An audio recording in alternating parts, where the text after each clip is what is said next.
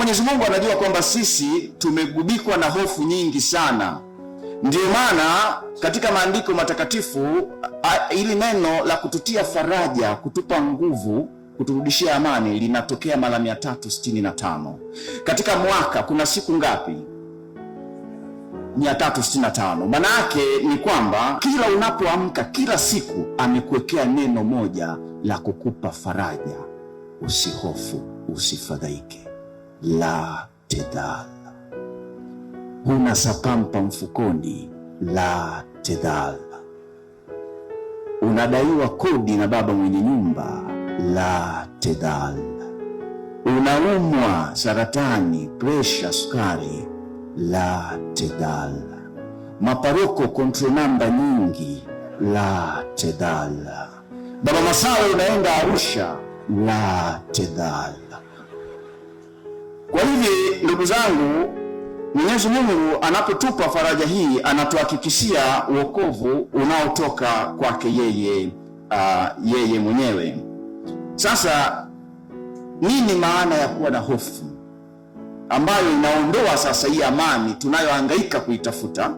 Na Kristo anawaambia mtaipata kwangu, amani yangu nawapa, sio kama ulimwengu unavyowapa, kwa sababu ulimwengu unawadanganya nyie kwamba amani yenu iko kwenye fedha, amani yenu iko kwenye mali, amani yenu iko kwenye dhuluma, amani yenu iko kwenye mamlaka, madaraka. Hiyo ndo anakataa Kristo, kwamba ulimwengu hauwezi ukakupa wewe amani, kwa sababu hicho kitu sio amani. Amani anayo yeye Kristo. Sasa hofu ina tabia ya kumnyong'onyesha mwanadamu, inamshusha, inamuumiza na inamfanya asite, inamrudisha nyuma. Kawaida ya hofu inamrudisha mwanadamu nyuma, inamshusha chini, inamnyong'onyesha, inamuumiza. Lakini pia hofu huweza kumvuruga akili mwanadamu. Ndio maana baadhi yetu hapa tulipo, na ni wengi, karibia wote, na stress kama sio depression. Mwambie mwenzako punguza stress.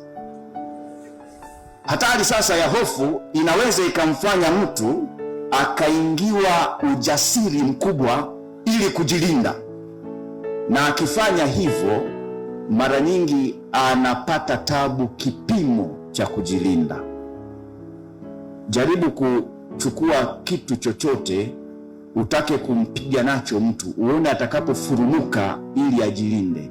Yeye anaweza akafurumuka akakumaliza kabisa, kwa sababu inaleta hali ya kutaka kulipa kisasi. Maumivu, hofu inayomuingia mwanadamu kutokana na kitu fulani kinaweza kikampa ujasiri au kikamuingizia hila ya kulipa kisasi.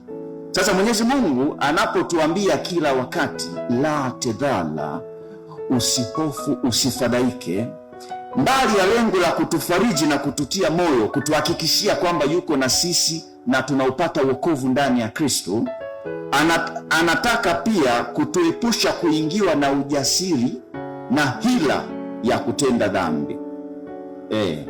Ni kama alivyokuwa anamwambia Kaini kwamba wewe umeingiwa na hofu kwa sababu inaonekana kana kwamba mimi nampenda Abeli kuliko wewe.